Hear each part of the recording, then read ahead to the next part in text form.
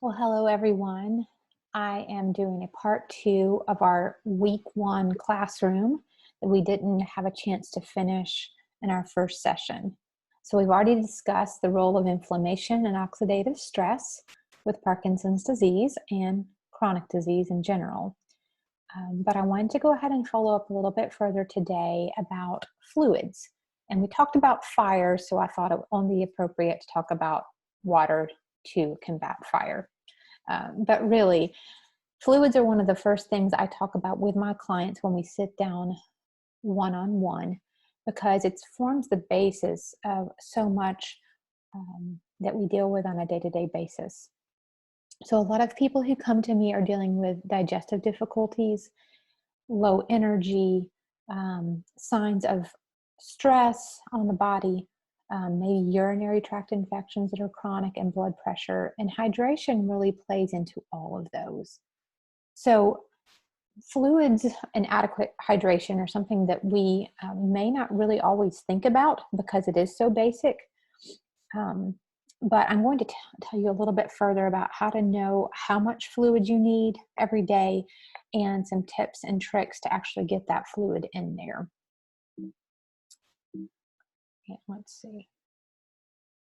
So one way to calculate how much fluid your body needs can be to divide your body weight in pounds in half. So for example, a 150 pound woman would require 75 fluid ounces of water daily. And this would be water, non-caffeinated beverages, and herbal teas.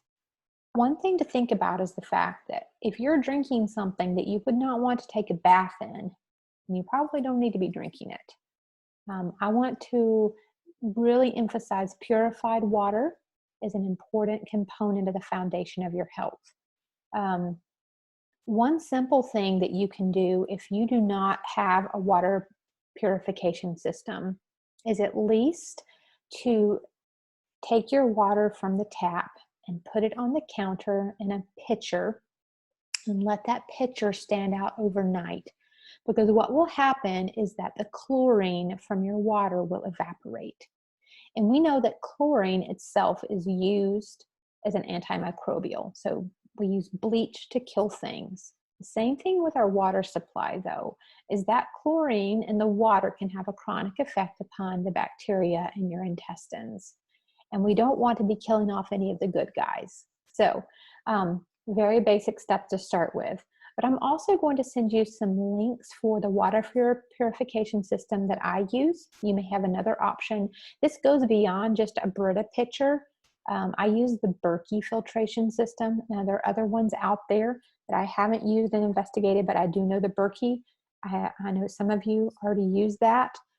And you can buy different sizes, but this is one filtration that I like because you only have to change the filters every 6 to 12 months, depending upon how much you use. So it's not a constant changing like if you used a Brita pitcher, but it also is a lot more extensive than a Brita pitcher. So it filters out a lot more organisms and toxic chemicals and compounds than just your typical Brita would.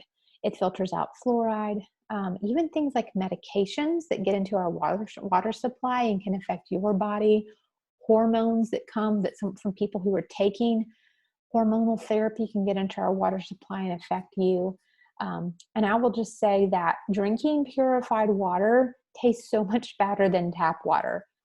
Even when I drink purified water versus water from like a Brita or a pure pitcher or something that you would filter from your refrigerator, I noticed a huge difference. So if you think you don't like water, it may be that you don't like the taste of what's coming out of your faucet or out of your filtration system.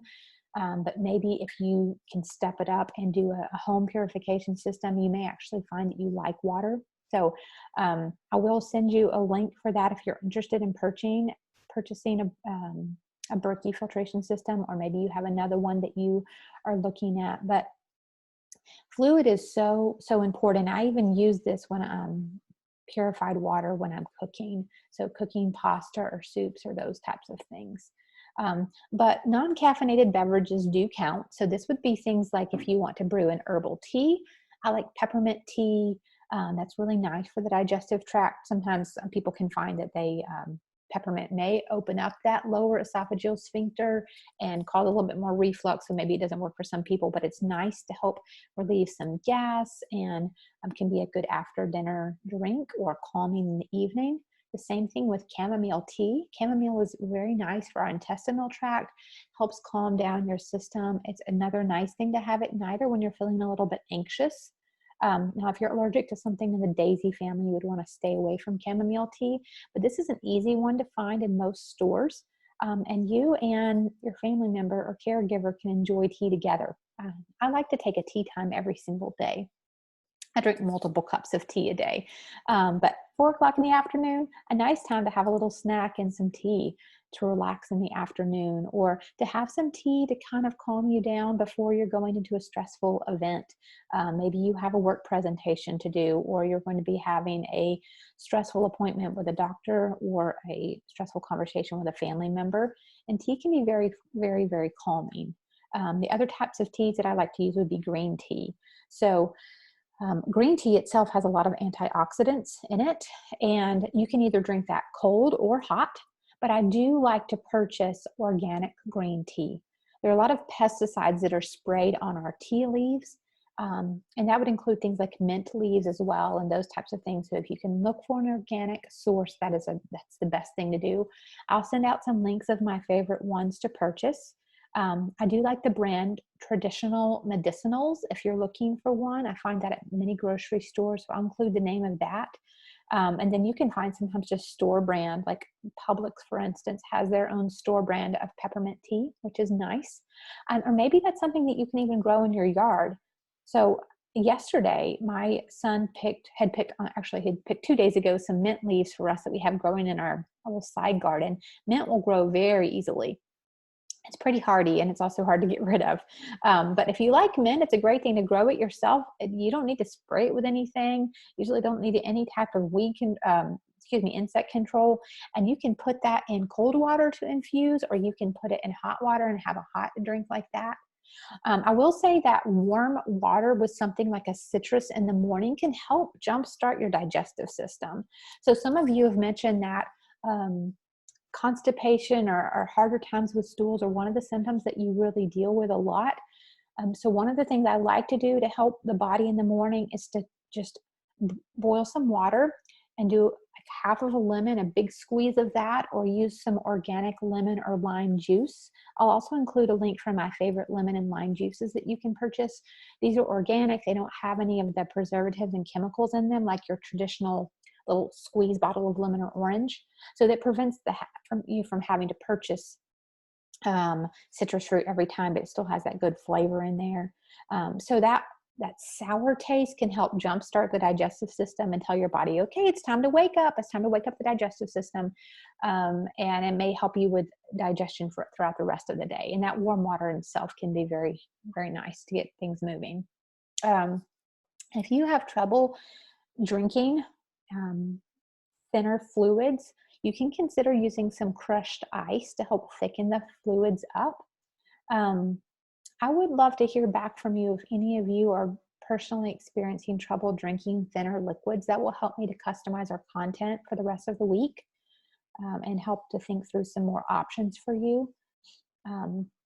One thing is to also consider to drink fluids cold if it helps you to drink more.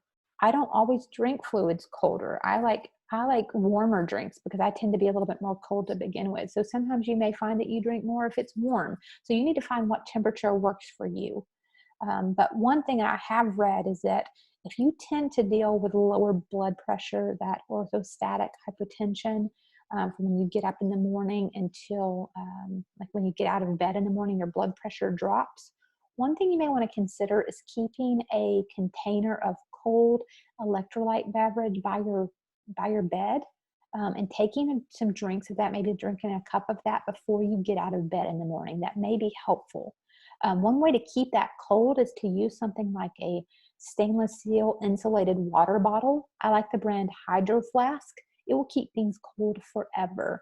I can have it out in a hot car for hours and it's still ice cold. So that may be one thing to help you in the morning to help your body prevent that blood pressure drop when you get out of bed. I'm going to be sending you some recipes for electrolyte drinks as well, homemade electrolyte drinks.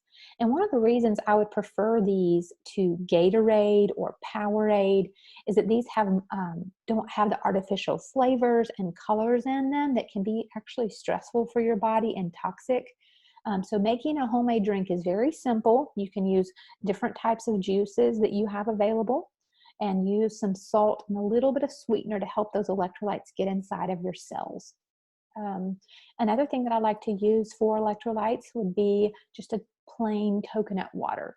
And coconut water and also maple water are much more available now than they used to be. It's kind of a new thing on the market in the past few years. And you can buy a container of coconut water. I'm going to be showing you on Wednesday how to make your own electrolyte drink. And I'll show you what that coconut water looks like, but it's available in store brands. It's available in many different grocery stores where they sell the juices typically. So that itself has natural electrolytes in it, and you can just drink it like an electrolyte drink. You also may want to consider bringing that with you when you do, or having that available when you do your rock steady boxing or other types of exercise, particularly if you're going to be on your feet very long. That helps you to have a little bit more electrolytes than just drinking water. Another thing you can do, just very simply, if you don't like the taste of water, is just buying some 100% fruit juice, organic when possible, and adding just a splash of that into your water. Maybe you like it carbonated, so you can buy a carbonated mineral water and put a splash of fruit juice in there if that's something that you really like. It's a little bit of that fizzy taste. So maybe about a tablespoon of that 100% fruit juice added to your water.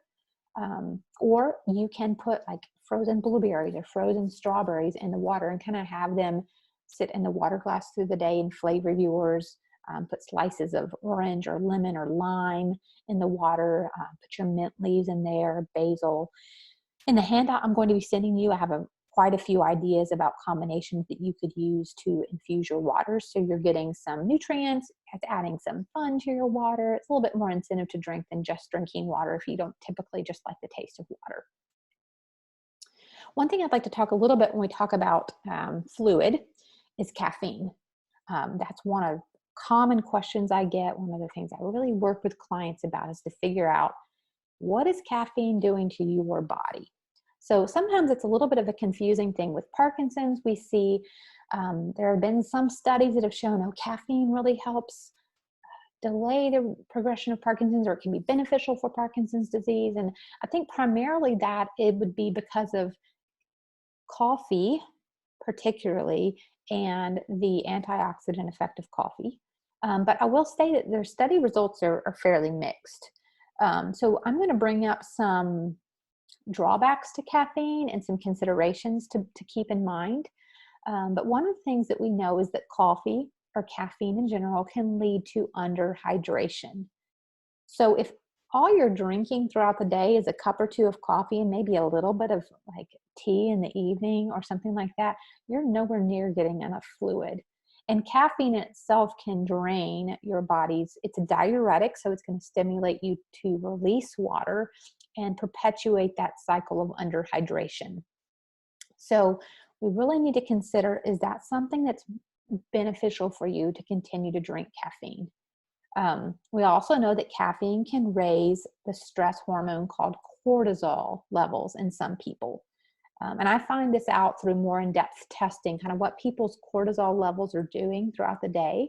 We're supposed to have a nice steady rise and a peak of cortisol, and then it goes down. And we want cortisol to be lower in the evening when we're trying to go to sleep. So caffeine past a certain point of the day may also interfere with your sleep. And I'm sure that doesn't come as a surprise to you, but one thing that we do have to know is that caffeine stays in your body, or can stay in your body, a lot longer than you realize. So some people may think, well, 2 hours or so and caffeine is not as affecting me anymore, but really there can be levels of your caffeine in your blood even up to like 10 hours later. So it may still be provoking insomnia, restless sleep, and if something you deal with in general, you really need to consider, is caffeine the best choice for you? And weaning off of that may be one of the best things that you do for yourself. I will say that if you decide to go off caffeine, then we need to make sure that you do that gradually. Heard of even some case reports of people who just stop caffeine cold turkey and they end up in the hospital. So that's not our goal. We're going to wean off of that gradually if it's something that your body's become used to, replacing that with lots of fluid and and helping your body kind of adjust down. One other thing to consider is that when I do in-depth food chemical testing with people as part of my personalized lab panel, we often see that there are some individuals who are especially sensitive to caffeine, meaning that caffeine provokes an inflammatory response for their body. And some of the symptoms that I see from that are increased blood pressure, migraines, or chronic headaches, insomnia, we've already mentioned, racing heart rate. I've also noticed anxiety can be a really big symptom that comes from caffeine, but I think probably because it's interplay with our stress hormone levels. So I just want you to be mindful, reflect on caffeine and in what you're taking in right now, keeping in mind that the things that would have caffeine would be coffee, of course, caffeinated teas. Even decaffeinated coffee and teas have some levels of caffeine in there. So even if you're drinking decaf coffee, you can still have an effect of caffeine upon your body. Also, chocolate would have caffeine, and energy drinks. I have a lot of clients who come to me who are drinking energy drinks because they feel fatigued and sluggish and they think it's going to be a good thing for them. And we find out that those have a high level of caffeine in them.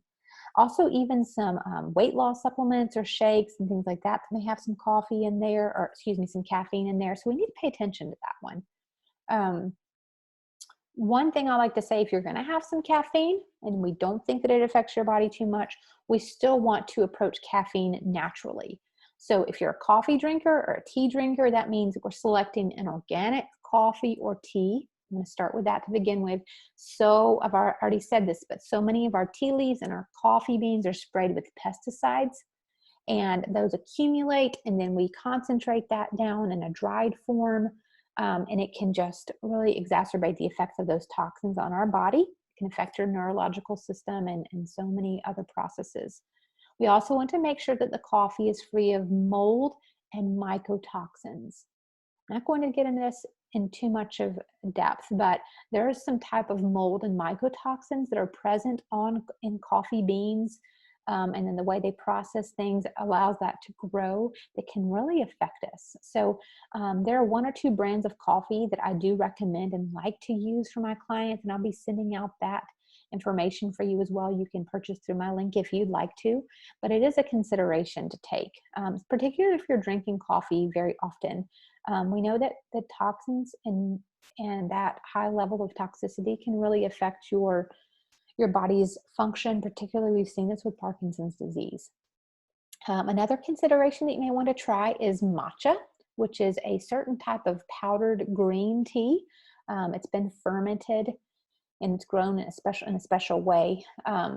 This has become more popular and prevalent in the past few years, but matcha is a source of a compound called L-theanine.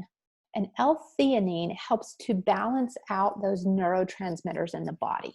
So it can be very, very calming substance. And I like to use matcha in smoothies. You can drink it. It's powdered, so it doesn't completely dissolve all the way if you put it in hot water, but you can kind of drink it as you go. You can make it, put it in recipes. So I like to make it in some no-bake bites. And that might be one of the things that we pull out as recipes in the next few weeks, using some matcha. So that's another thing that you can consider. And it's also going to be a great source of antioxidant compounds because it is that green tea. Just try an organic green tea, hot or cold. It tends not to give your body that really big spike from the caffeine. It doesn't make you as jittery as drinking a coffee would. So it's a great way if you're trying to wean off of coffee to substitute 1 cup of your coffee with a cup of green tea, hot or cold. And you can put a little bit of honey in there if you like. You can put some lemon or orange or that type of thing. Another thing that I really like, if you just like the taste of coffee, but then you don't really want the side effects of it, is a compound called Dandy Blend. And whenever I serve this, my guests and family members just love it. So Dandy Blend, I first sampled when we went to an Amish farm with my family. And this is based upon dandelion roots and some chicory and I think some extracts of barley and rye. It's still gluten-free, but it's in a powder. It looks like, powdered coffee or instant coffee. It's fine. It doesn't have the granules. It's just a powder, and you can mix it in. It's something that my husband really likes. We like to drink it in the evening. There's no caffeine in it, and it can actually help with your body's detoxification processes. Dandelion it's a great source. Dandelion root is a great source of detoxifying compounds. So that's one other thing. They even say that if you're weaning off of caffeine, it will help your body to kind of get rid of that caffeine in your system. So I'll send a link to that as well. I've actually mixed that in some ice cream before to make a coffee ice cream taste, and it's really nice. Reminder, if you are going to drink caffeine, I want you to drink 1 cup of water for every cup of coffee or caffeinated beverage, because as I mentioned, that caffeine is a diuretic, helps your body get rid of water, and we don't want you to be underhydrated. And I've already mentioned weaning off of caffeine gradually and never all at once. So I'd love to hear if you have any questions about fluids particularly. I will see you in the kitchen on Wednesday. One thing else I'm going to mention, if you're someone who is dealing with UTIs or constant bladder infections, we know that fluid is the first place to start. But one thing that you may want to consider is a probiotic to help your urinary tract, to help recolonize, particularly in women. If we're dealing with chronic urinary tract infections, it could be that just we've killed off a lot of that good flora, a lot of that good bacteria in the urinary tract. And I'm going to send you the name of what I use for those urinary tract infections as a preventative measure. I've had a lot of clients who've experienced success with this. And it's just a bacterial, a probiotic that is geared to target the urinary tract specifically.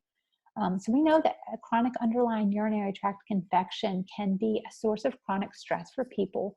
I've seen this a lot with caregivers of Parkinson's who've mentioned that their loved one has had altered behavior as a result of UTIs, that they're on these constant antibiotics and they can't clear it up. And it's painful to have a UTI. So this is a great preventative measure, a capsule that you can open up and you can sprinkle on some food if you need to, like some applesauce or yogurt, or you can just take the capsule, but it's one that I keep on hand at all times. So it will be good for men or women, but I particularly see it with women that we use this. But anytime that we don't have enough fluid going through the system to kind of cleanse the urinary tract, we can start to kind of get a buildup of some of that bacteria and those unwanted organisms there, just kind of stays stagnant in the bowels. So consuming enough fluid to flush out the urinary tract system is going to be important. And then also recolonizing or helping support that bacterial level with some probiotics can be helpful. One other consideration for urinary tract infections is a compound that's derived from cranberries called D-mannose. And D-mannose is a type of carbohydrate that can be preventative against the E. coli infection particularly, which E. coli is the one organism that tends to be problematic with urinary tract infections. Not every infection is caused by E. coli, but for the ones that are, this D-mannose can be helpful. This can be something that can be taken as a maintenance dose. Again, it's powder, it's sweet. You can mix it into your beverage, your smoothie. You can just take it as a capsule. So I'm going to send my links for that as well. I'll show you where to buy that through my online dispensary if that's something that would be helpful for you. I've used it acutely and I've used it for long term for clients and for myself. So that's another thing to consider. But I look forward to seeing you in the kitchen on Wednesday, and let me know if you have any questions. Have a good afternoon.